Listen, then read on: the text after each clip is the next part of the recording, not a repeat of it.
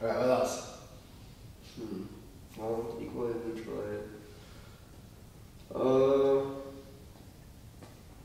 How about timing for the pak and stuff like that? Like two motions in one, or happy timing. Happy timing. We're going to talk about happy timing. You sure you want to talk about that? Yeah, I'd like to embarrass myself on camera, so this is going to be perfect. Alright, what's happy timing? What do you know?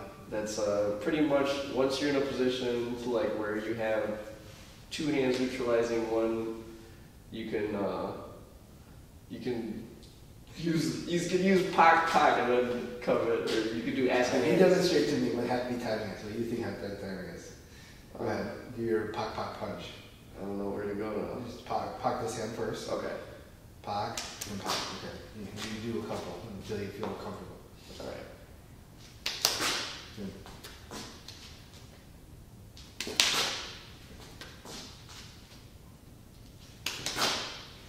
Okay, a little tight.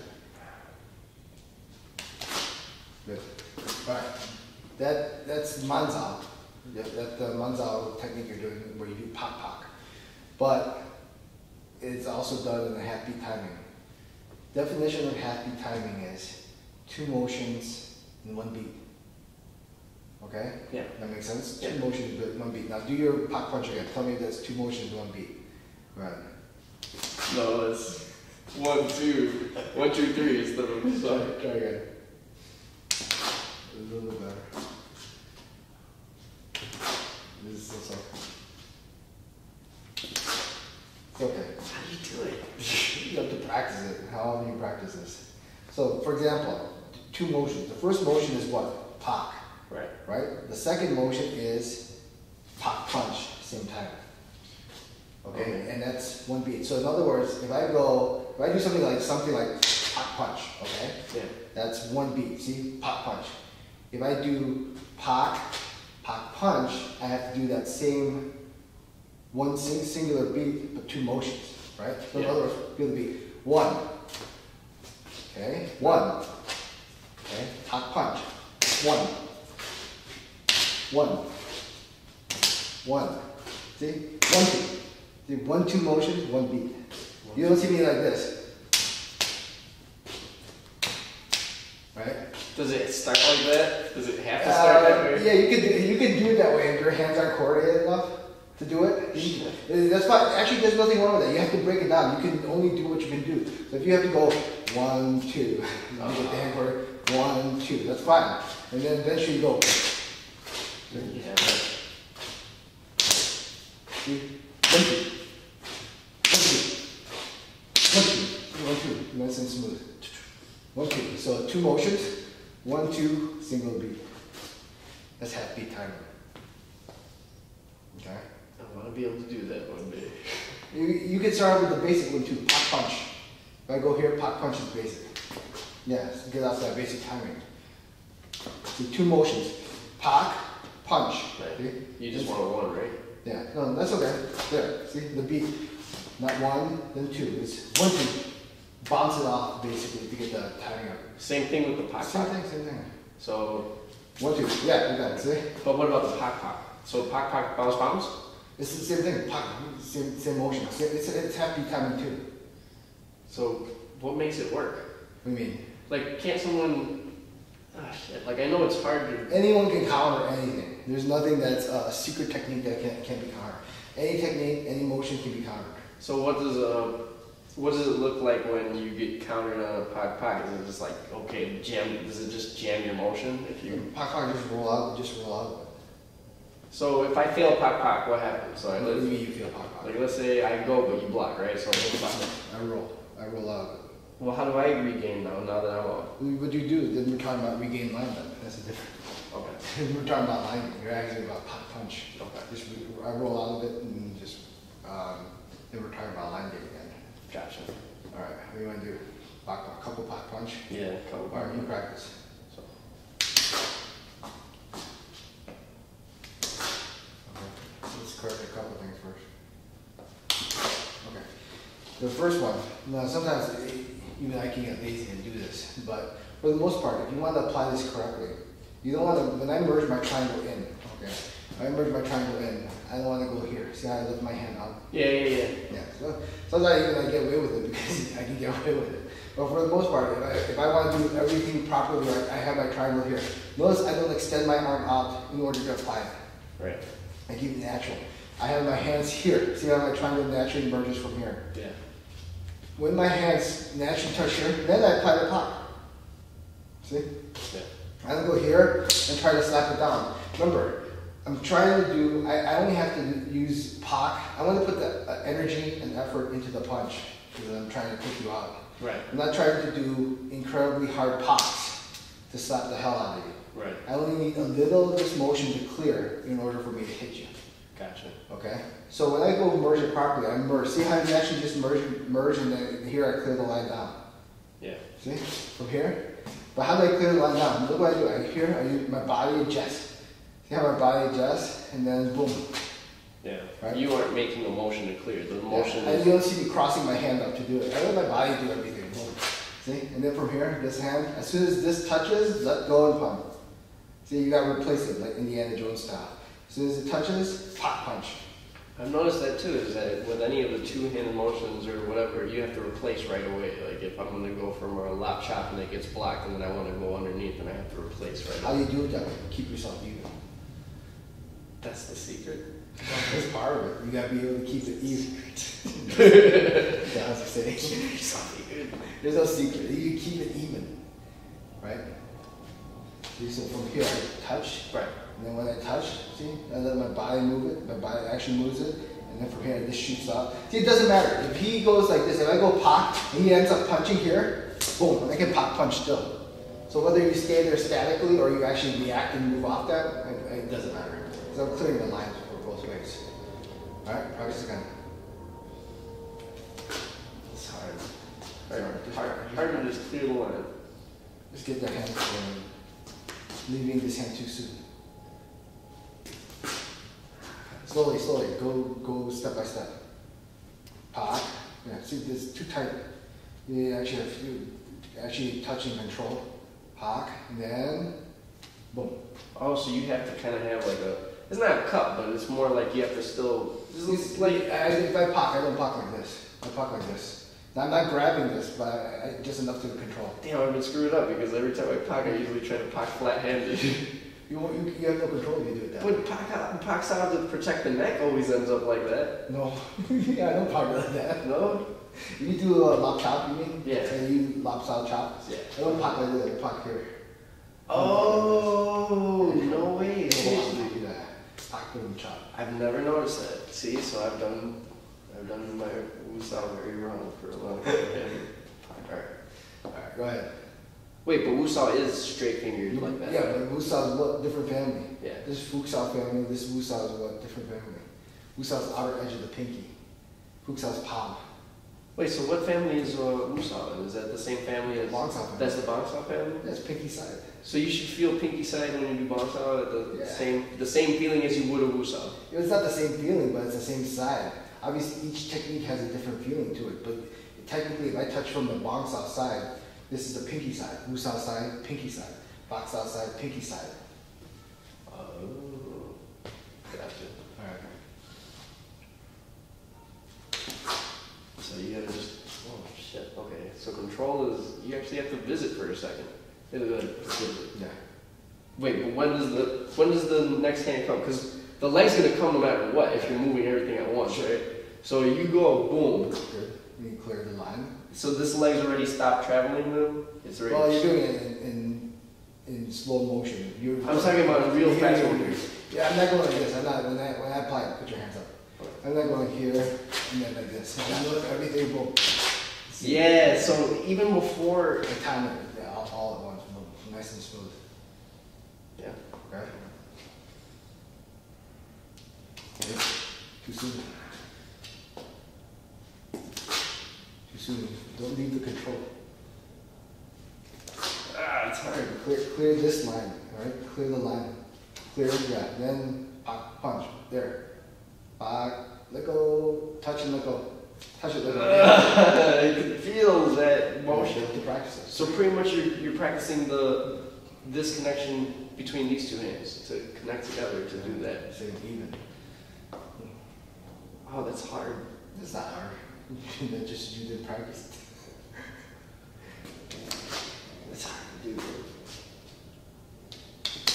A little bit better. So it has to, one has to, you have to, it's almost like when you're doing this regular punch. You have to feel the pullback and the Just release.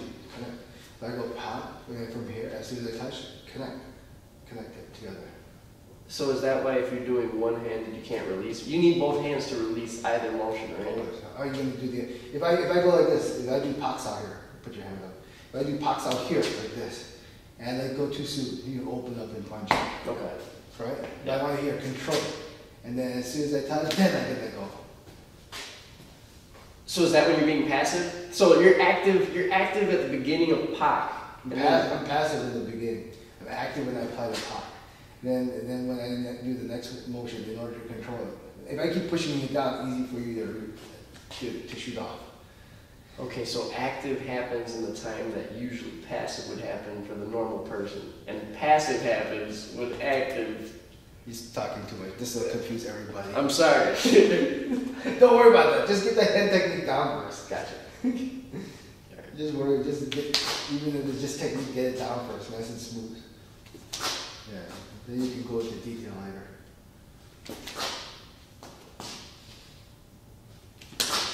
So it has to be one, no. Touch, go. Yeah, like that. Better. A little bit better.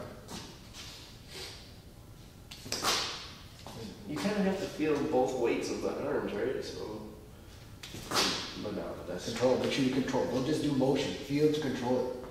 Let me switch to the other side. Ah, that's just pull down. It's just power. So POC. This one's gonna be tougher.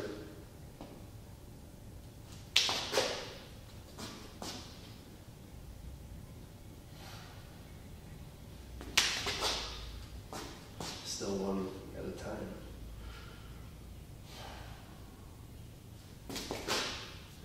Pop, pop. But I don't have the fluidity in this arm for some reason. It doesn't want to come to it. It's not fluid. You just have to practice. Do it more. You don't practice 20 pox on the one side. Get the hands coordinated. Yeah, a little bit better.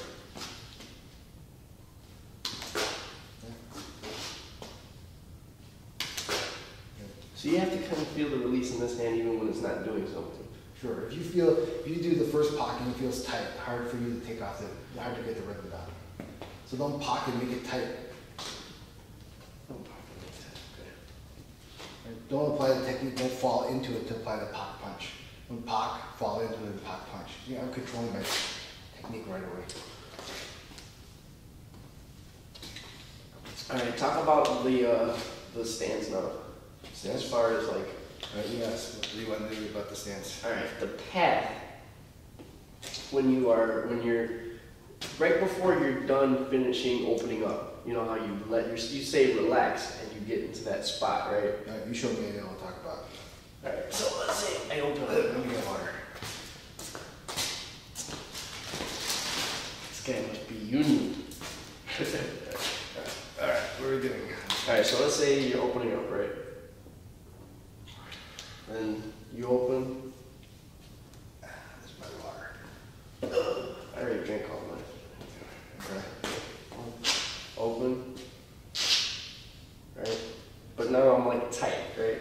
Tight, trying to adjust myself and figure it out. Now here, when you're like supposed to like let yourself relax. Now, let me ask you, from 4 steps to open yourself up to do Ichikima, are you relaxed at the end or throughout, or at the very beginning? You're supposed to be relaxed throughout, but Yeah, you should be. yeah.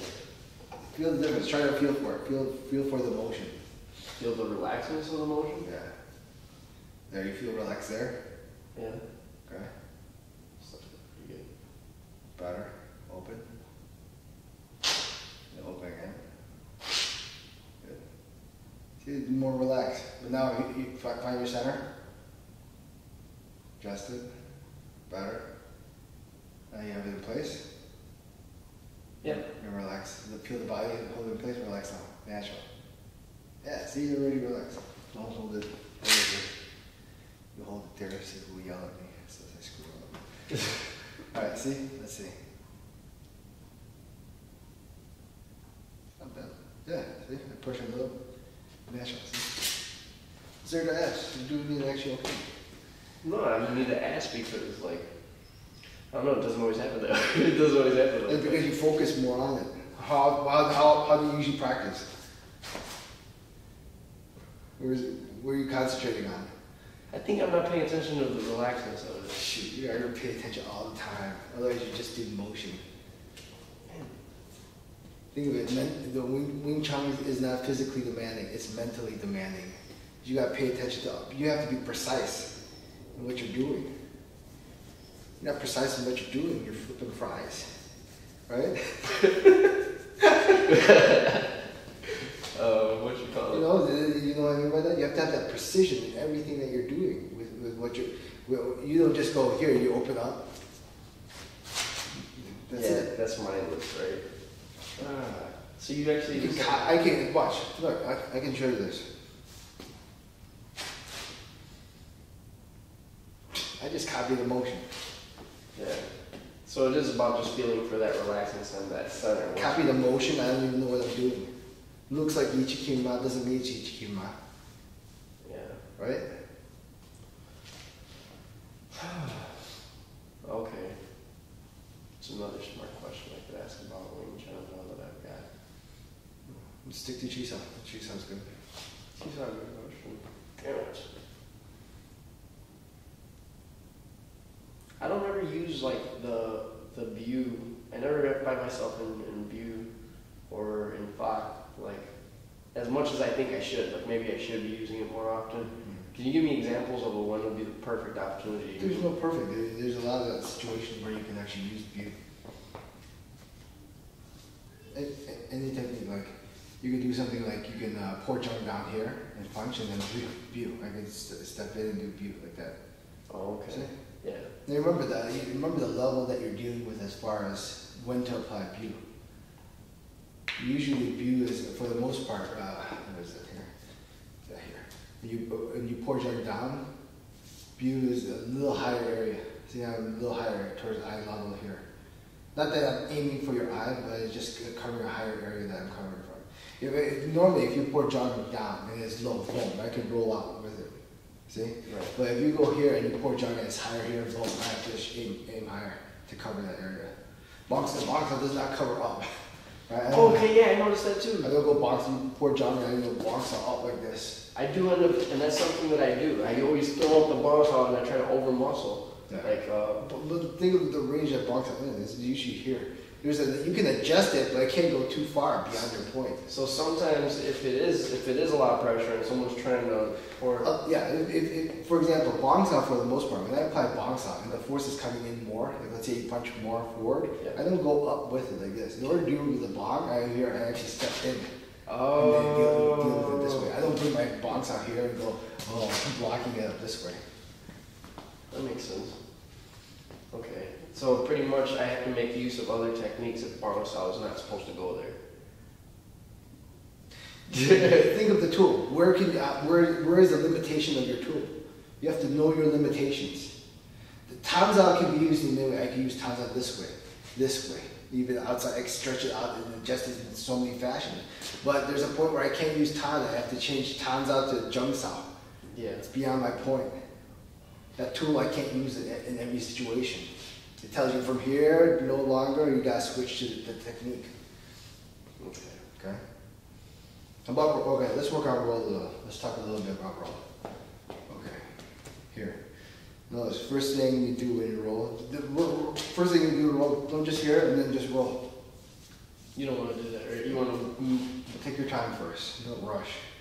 I'm here, I make sure.